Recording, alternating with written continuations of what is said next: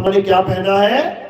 कपड़ों को पहन रखा है। जब बच्चा पैदा होता है, जैसे बच्चा पैदा हुआ, जैसे शरीर मां के गर्भ से निकला, अब क्या निकला? शरीर निकला, यानी कपड़े निकले। अब उसको पहनने वाला उसमें नहीं है। कई बच्चे ऐसे पैदा होते हैं जिनमें जान नहीं होती। अब जैसे बच्चा पैदा हुआ, यानी कपड़ा पैदा हुआ, लेकिन उसको पहनने वाला नहीं है, तो तुम उसका क्या नाम रखोगे? मुर्दे बच्चे का किसने कभी नाम रखा? कोई नाम नहीं रखेगा। क्यों? क्योंकि जिसका नाम रखना था वो है ही नहीं। किसका नाम रखना था? जीवात्मा का। ये नाम समझना है। यही खेल है इन नामों का।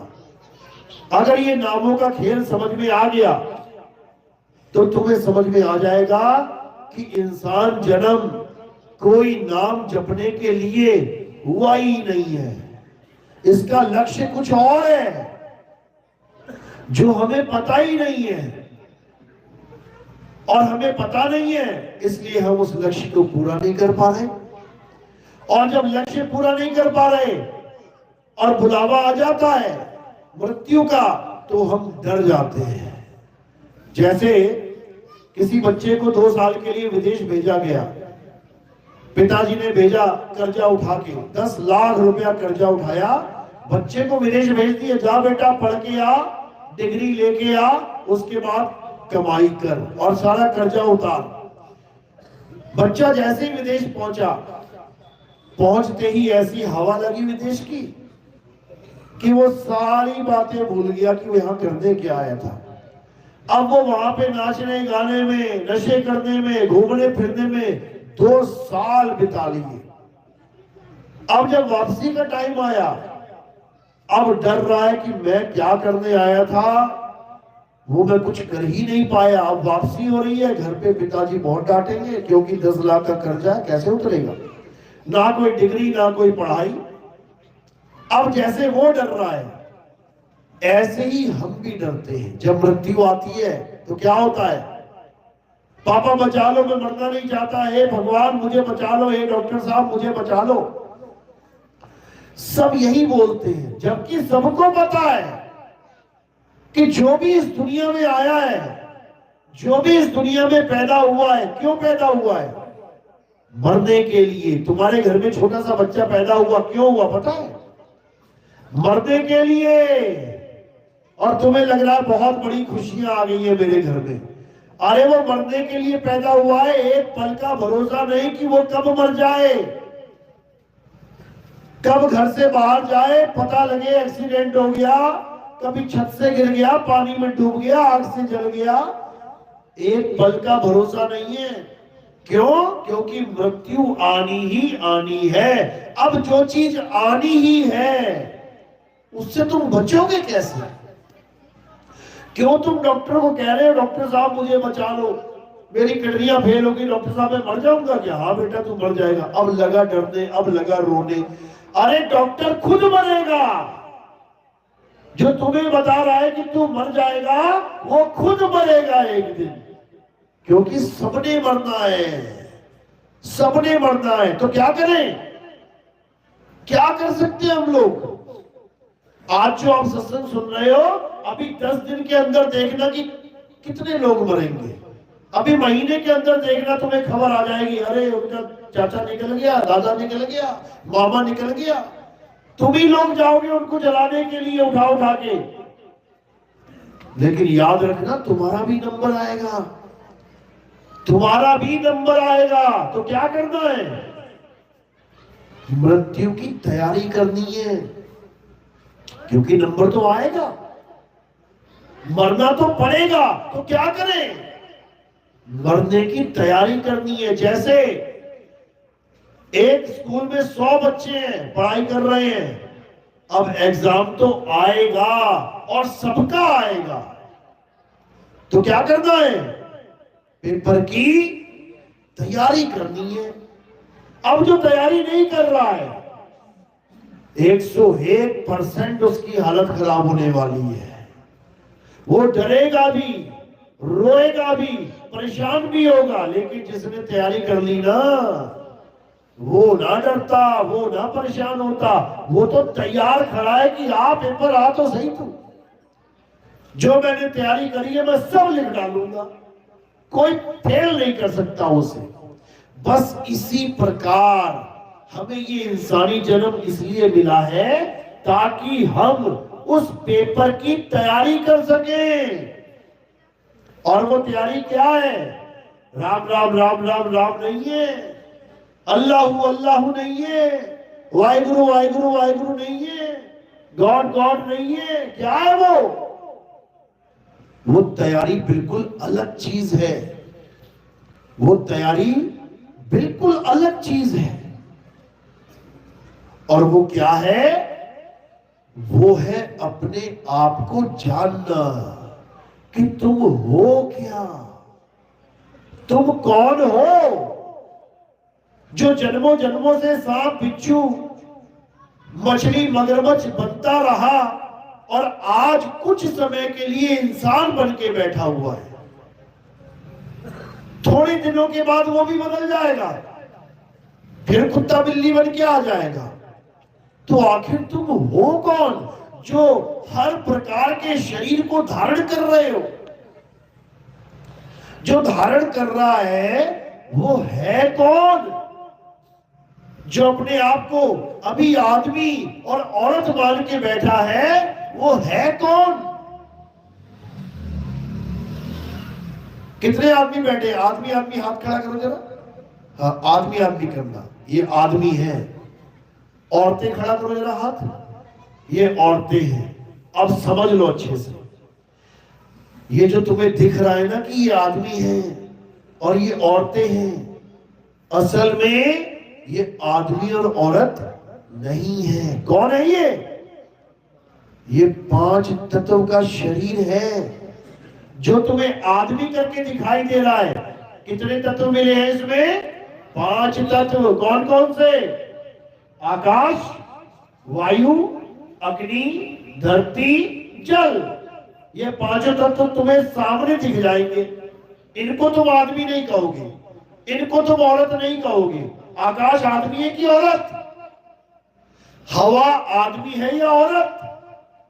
आग आदमी है या औरत?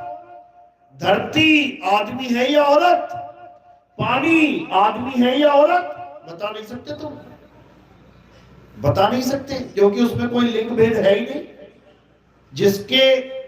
जिसको देखकर हम आदमी और औरत को डिफाइन कर रहे हैं उनमें वो लिंग भेद है ही नहीं। पानी पड़ा है, बताओ आदमी है या औरत? कोई नहीं बता सकता। लेकिन जब ये पांचों इकट्ठे हो जाते हैं और ये रूप धारण कर लेते हैं आदमी का, तो ये हो गया आदमी, और औरत का तो ये हो गए औरत। कपड़ा आदमी है या औरत? दोनों में से कुछ नहीं है। लेकिन जब जीन्स लेने जाओ, भैया जीन्स देखना, दिखाना जरा, वो क्या बोलेगा? लेडीज दिखाऊं कि जेंट्स? अरे वो तो कपड़ा है, उसमें लेडीज जेंट्स का क्या करना है भाई? तो लेडीज जेंट्स क्या है उसमें? डिजाइन। लेडीज डिजाइन अलग है, जेंट्स डिजाइन अलग है। तुम पर्स लेने जाओ, पर्स किसका बना है? चमड़े का। ना आदमी ना औरत, चमड़े का टुकड़ा पड़ा है। अब पूछोगे पर्स दिखाना भैया, क्या कहेगा? लेडीज पर्स दिखाऊं या जेंट्स पर्स?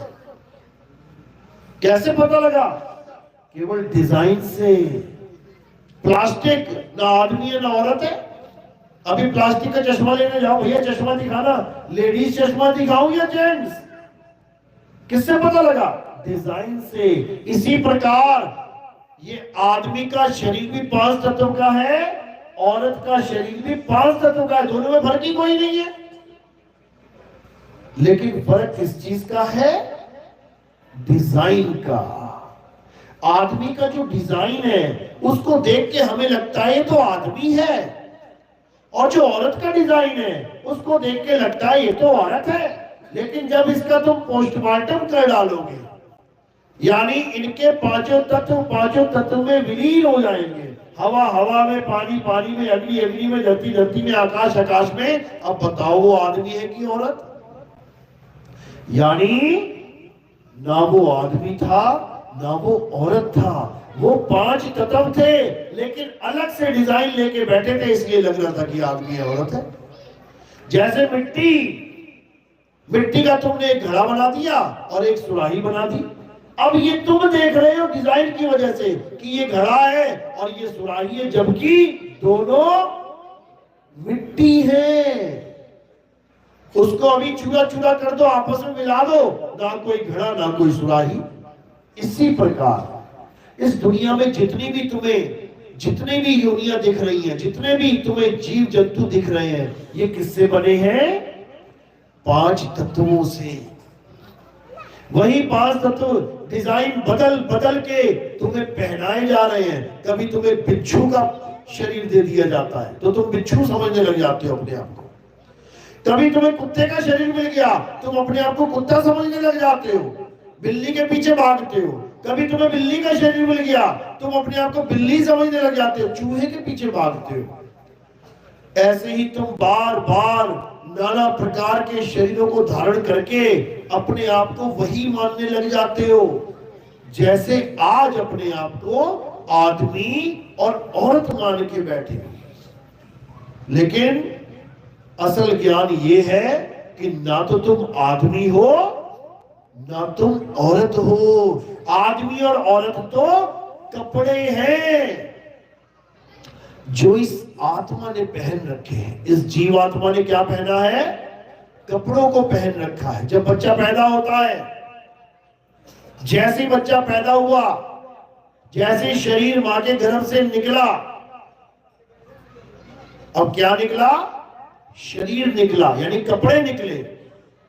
अब उसको पहनने वाला उसमें नहीं है। कई बच्चे ऐसे पैदा होते हैं जिनमें जान नहीं होती। अब जैसे बच्चा पैदा हुआ, यानी कपड़ा पैदा हुआ, लेकिन उसको पहनने वाला नहीं है, तो तुम उसका क्या नाम रखोगे? मुर्दे बच्चे का किसने कभी नाम रखा? कोई नाम नहीं रखेगा। क्यों? क्योंकि जिसका नाम रखना था वो है ही नहीं। किसका नाम रखना था? जीवात्मा का। ये नाम जो तुम्हें दिया गया है, ये जीवात्मा को दिया गया है, जो हाजी हाजी करता है। सुरेश, हाँ पापा जी। वीना, हाँ माता जी। ये जो नाम दिया है जीवात्मा को दिया है। अगर जीवात्मा ना हो, बच्चा पैदा हो गया लड़का, कौन खुशियां मनाएगा? जीवात्मा ना हो, लड़की पैदा हो गई, कौन उसको बेटी कहेगा? मिट्टी है वो, बिना जीवात्मा के मिट्टी है। उसका कोई नामकरण तक नहीं करेगा, क्योंकि जिसका नामकरण करना है वो है ही नहीं। तो तुम कौन हो? तुम वो हो जिसको नाम दिया गया है। तुम शरीर नहीं हो, तुम वो हो जो शरीर को चला रहे हो। तुम आत्मा हो, तुम अविनाशी आत्मा हो।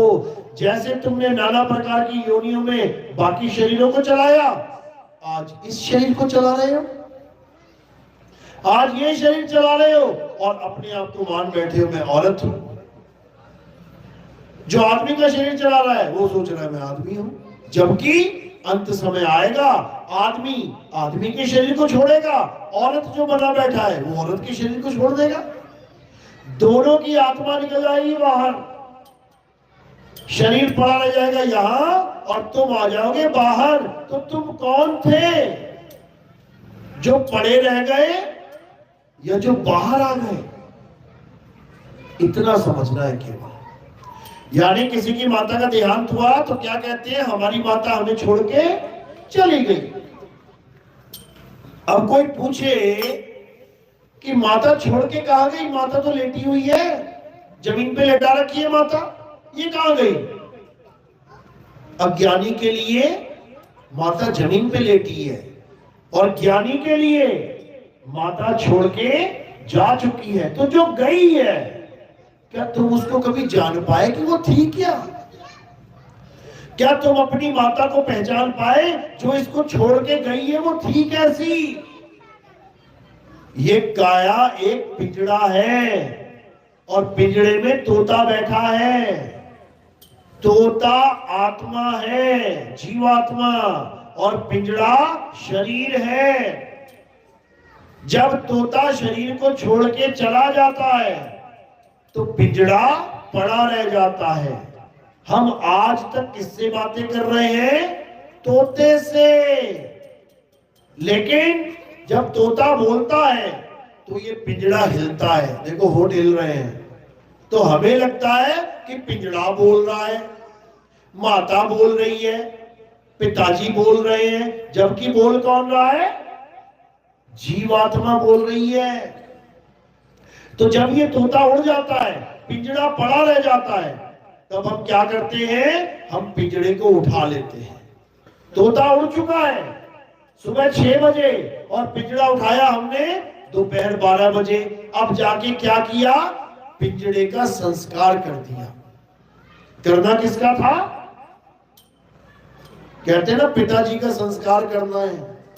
करना था पिताजी का संस्कार। पिताजी तो सुबह 6 बजे उड़ गए, अब बचा क्या? पिंजड़ा। अब पिंजड़े का संस्कार कर रहे हैं और मुक्ति किसकी मांग रहे हैं? पिताजी की मुक्ति हो जाए। तोते की मुक्ति मांग रहे हैं और संस्कार कर रहे हैं पिंजड़े का। अरे भाई, जिसका संस्कार करोगे उसी की तो मुक्ति होगी। तोता तो पहले ही मुक्त हो गया, चला गया इस दुनिया से। लेकिन लोग पिंजड़े को जला के सोच रहे हैं कि अब तोते की मुक्ति हो जाएगी, जबकि तोते की मुक्ति किसी पिंजड़े को जलाने से नहीं हो सकती। कैसे होगी? जब तोता अपने असली स्वरूप को जान ले। जब वो जान ले कि मैं पिंजड़ा नहीं हूं, पिंजड़े में तो मैं कैदी बना बैठा हूं और हर कैदी को सजाए मौत मिली हुई है। सजाए मौत। कौन सा कैदी है जिसको सजाए मौत नहीं मिली है? सबको मिली है। अभी जेल जाके किसी को मौत, फांसी की सजा मिले, ठीक है, 1 साल 2 साल बाद मिल जाएगी। यहां बिना फांसी के मर जाएंगे कहीं तब तक तो। कितनी बसें पलट जाएंगी, कितनी ट्रेनें पलट जाएंगी, कितने हवाई जहाज क्रैश हो जाएंगे, कितने लोग एक्सीडेंट में मर जाएंगे बिना बीमारी के। कोई किडनी फेलियर नहीं, कोई फेफड़े नहीं खराब है, किसी को हार्ट अटैक नहीं आ रहा है। ऐसे ही चले जा रहे हैं और सबने जाना है, सबने जाना है। अब करना क्या है? इससे पहले कि मौत आए अपने आप को जानना है। बस मुझे ये जानना है कि मैं हूं क्या। अगर तुमने ये जान लिया कि तुम हो क्या, उसके बाद तुम्हारा जन्म मरण खत्म हो जाएगा। कैसे खत्म होगा? कैसे खत्म होगा इसको समझ लो। अभी हम क्यों मर रहे हैं?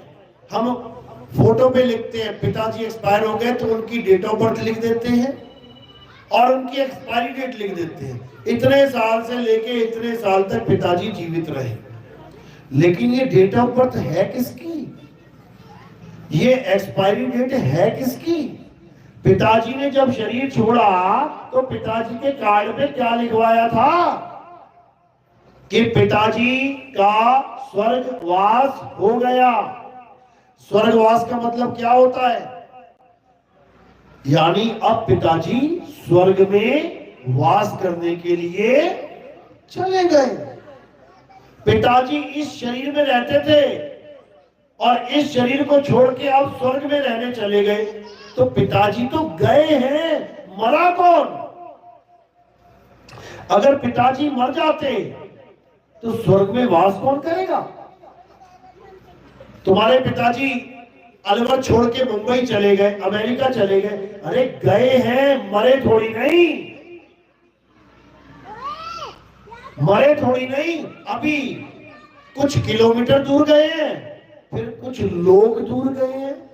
मृत्यु लोक, गोलोक, शिवलोक, पितरलोक, स्वर्ग लोक, लोक ही तो है, मरे थोड़ी नहीं है। क्या पता मन ना लगे वापिस आ जाए तुम्हारा बेटा बन के। मरे थोड़ी नहीं है। पिताजी कभी मर ही नहीं सकते, क्योंकि पिताजी शरीर नहीं है। मरा कौन? शरीर मेरा मरा। मरा कौन? पिंजरा मरा। तोता नहीं मरा, तोता तो उड़ा है। तोता तो उड़ा है। ये पिंजरे को छोड़ के उड़ गया, क्या पता किसी दूसरे पिंजरे में बैठ जाए जाके। मरा नहीं है, उड़ा है। अब यही उड़ना उसका बंधन है। यानी एक पिंजरे से उड़ा, दूसरे में बैठ गया, दूसरे से उड़ा, तीसरे बैठ गया, तीसरे से उड़ा, चौथे में बैठ गया। करते करते करते 84 लाख योनियों के पिंजरों में जाके बैठ रहा है। बार बार गर्भ में जा रहा है, पिंजरा धारण कर रहा है, वापस निकल रहा है, फिर मर रहा है, फिर नया पिंजरा पकड़ने के लिए मां के गर्भ में जा रहा है। कहां से लाए हैं शरीर तुम लोग? ये हम लोग शरीर कहां से लाए हैं? कौन सी दुकान पे मिला? ये कपड़ा तो मिल जाएगा दुकानों पे, ये काया कहां मिली? मां के गर्भ में। ये फैक्ट्री वहां लगी हुई है मां के गर्भ में। ये कपड़े बना रही है मिट्टी के, और हम पहन पहन के निकल रहे हैं। जैसा कपड़ा पहनते हैं सोचते हैं हम तो ऐसे ही है। आज नीली साड़ी पहन ली तो सोच रही हो मैं तो नीली हूं। कल पीली साड़ी पहन ली, कह रही हो मैं तो पीली हूं। फिर गुलाबी पहन ली, मैं तो गुलाबी हूं। अरे तू नहीं है नीली पीली गुलाबी, तेरी साड़ियां हैं नीली पीली गुलाबी, तुम नहीं बदल रहे हो। इसी प्रकार ये जीवात्मा कभी नहीं बदलती, ये केवल शरीर बदल बदल के धारण कर लेती है। जैसे विष्णु जी ने किए। पहला अवतार क्या था विष्णु जी का? किसको पता? हाथ खड़ा करो। पहला अवतार किसी को नहीं पता? बहुत बढ़िया। मत्स्य अवतार, मछली का अवतार। मछली का अवतार विष्णु जी का पहला अवतार था। तो विष्णु जी ने कौन सा शरीर धारण कर लिया? मछली का। अब कोई कहे कि विष्णु जी तो मछली हैं, तो मछली नहीं है भाई। वो तो कुछ समय के लिए कपड़ा पहना है, ठीक है, पहन लिया, कोई बात नहीं, उतार दिया। अब दूसरा अवतार कौन सा है? कछुए का, कुर्म अवतार।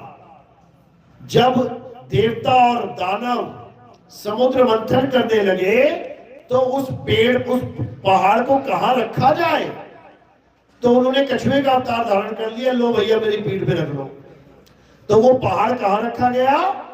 विष्णु जी की पीठ पे, जो उस वक्त कछुआ बने हुए हैं। तो क्या हम ये मान ले कि विष्णु जी कछुआ है? नहीं मान सकते। क्यों? अब अगला अवतार ले लिया। अब कौन सा लिया? वराह अवतार। जंगली सुअर देखा है ना, जिसके मुंह में 2 दांत होते हैं, वो वाला अवतार लिया। पृथ्वी को उठा के लेके आए जल में से। अब कोई कहे विष्णु जी तो वराह है, तो वराह भी नहीं है। उसके बाद नरसिंह अवतार लिया, आधा आदमी आधा जानवर। अब कोई कहे विष्णु जी तो आधा आदमी आधा जानवर है, वो भी नहीं है। उसके बाद अवतार लिया वामन अवतार। अब कोई कहे विष्णु जी तो वामन है, नाटे से बौने से, वो भी नहीं है। अब किसी ने, अब उन्होंने आगे अवतार लिया परशुराम जी का। अब कोई कहे कि ये तो परशुराम जी है, फारसा लेके घूमते रहते हैं, वो भी नहीं है। अब आगे अवतार लिया राम जी का। अब कोई कहे विष्णु जी तो राम जी हैं, एक वन में भटकते रहे तीर कमान लेके, वो तो इंसान है, आदमी है, वो भी नहीं है। अब कोई कहे कि विष्णु जी ने कृष्ण जी का अवतार लिया, वो कृष्ण जी है, वो भी नहीं है। समझ लो, ना वो मछली, ना वो कछुआ, ना वो जंगली सुअर अवतार, ना वो वामन, ना वो परशुराम, ना वो राम, ना वो कृष्ण, ना वो बुद्ध अवतार है। वो क्या है? आत्मा है। वो आत्मा है। वो चाहे कुछ भी कपड़े पहन ले, वो चाहे तो औरत बन जाए। भस्मासुर को किसने मारा था? आदमी नहीं, औरत ने। आदमी ने या औरत ने नचा नचा के मारा था भस्मासुर को, नचा नचा के उसका हाथ उसके सिर पे रखवा दिया।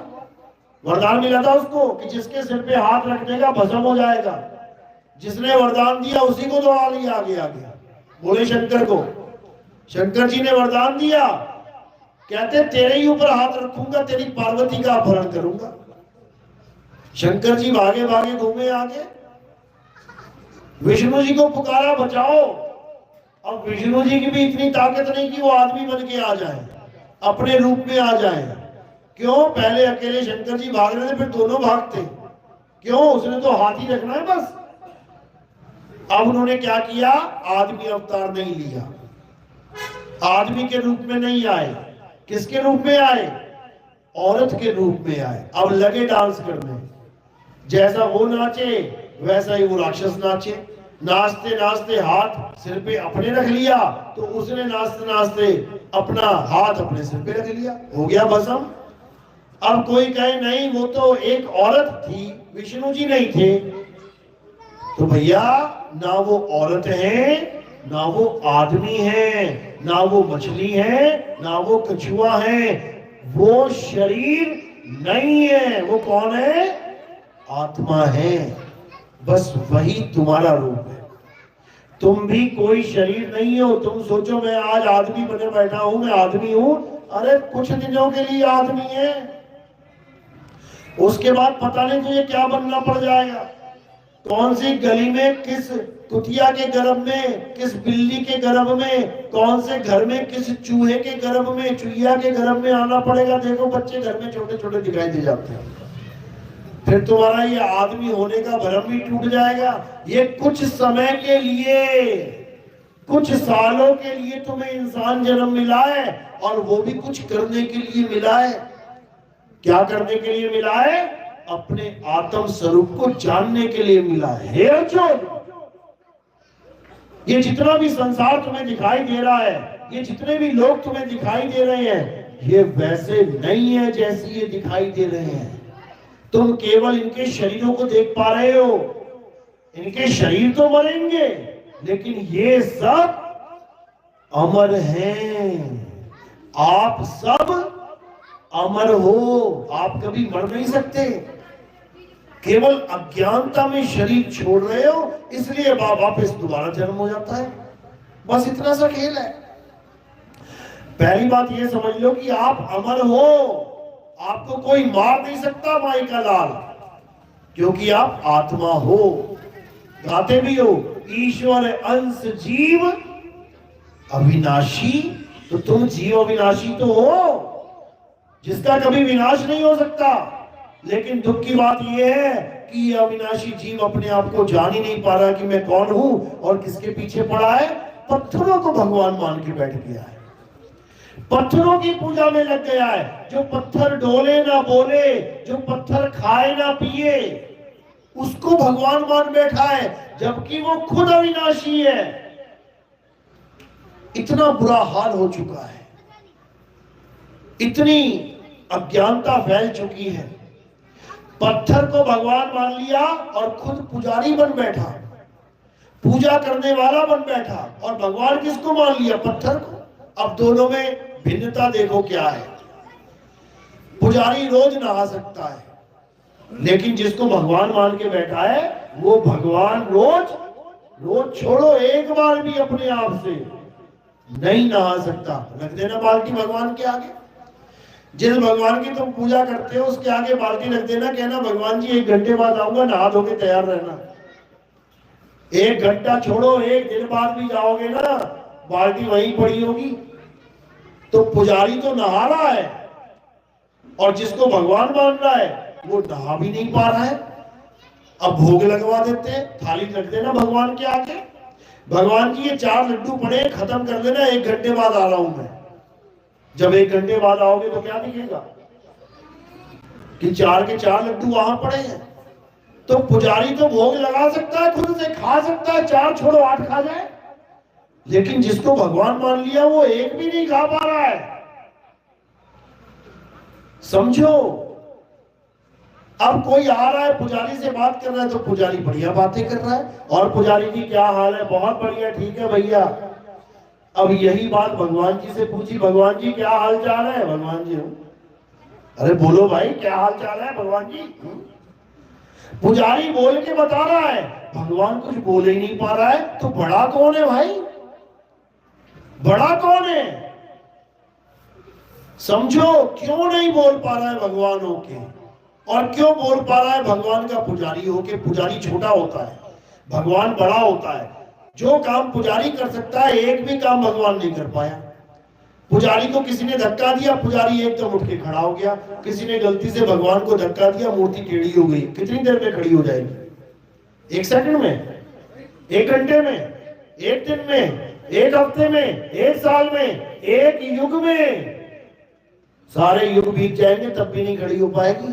कारण क्या है, कारण क्या है, कारण है आत्मा।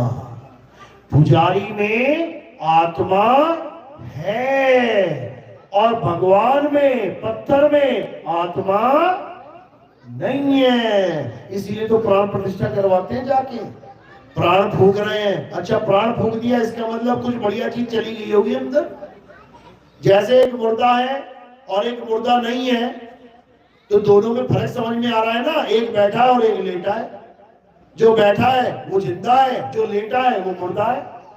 दोनों में फर्क कर सकते हैं हम, ठीक है। अब 2 मूर्तियां लेके आते हैं, एक में प्राण प्रतिष्ठा नहीं करवाएंगे, एक में प्राण प्रतिष्ठा करवा लेते हैं। डल गए प्राण, हो गई जिंदा, अब दोनों को गिरा देते हैं। अब क्या प्राण प्रतिष्ठा वाली मूर्ति उठ के बैठ सकती है, बैठ जाएगी क्या? तो भाई बिना प्राण वाली भी नहीं बैठ पा रही है और प्राण वाली भी नहीं बैठ पा रही है, तो दोनों में फर्क क्या है? एक मुर्दा नहीं उठ पा रहा है, समझ में आता है, अरे एक प्राण वाला तो उठ जाए, वो भी नहीं उठ पाएगा, तो मुर्दे में और जीवित में फर्क क्या रह गया? इसी को समझना है। असल में करना क्या था और करने क्या लगे, इसको समझ लो अच्छे से। हमें क्या करना था, वो ताकत को जानना था जिसके कारण ये मुर्दा शरीर चल रहा है, जिसके कारण ये मुर्दा शरीर खा रहा है, पी रहा है, बोल रहा है, डोल रहा है।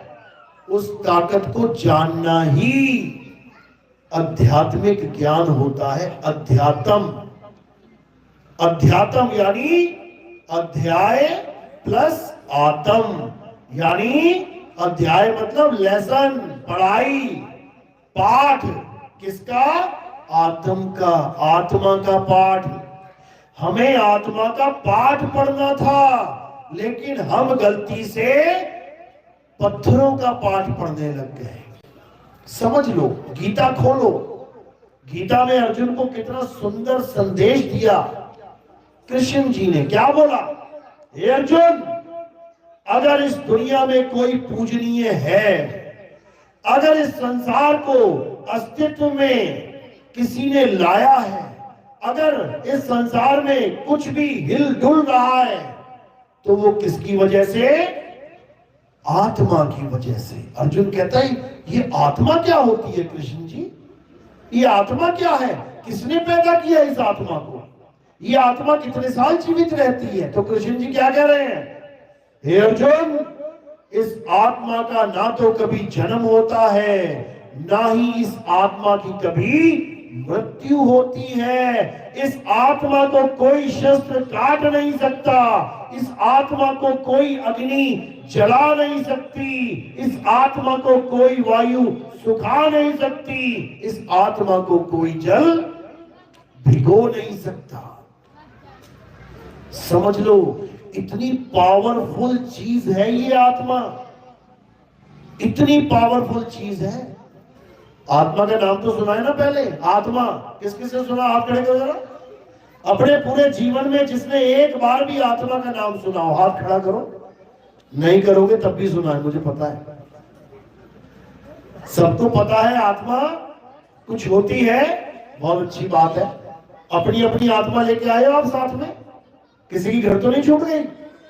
कहीं चूल्हे बूल्हे के पास पड़ी रह गई हो, कहीं बिस्तर से नीचे गिर गई हो, कहीं बाथरूम में गए हो, टांग के भूल के इधर आगे चले आए, ऐसा तो नहीं हुआ ना?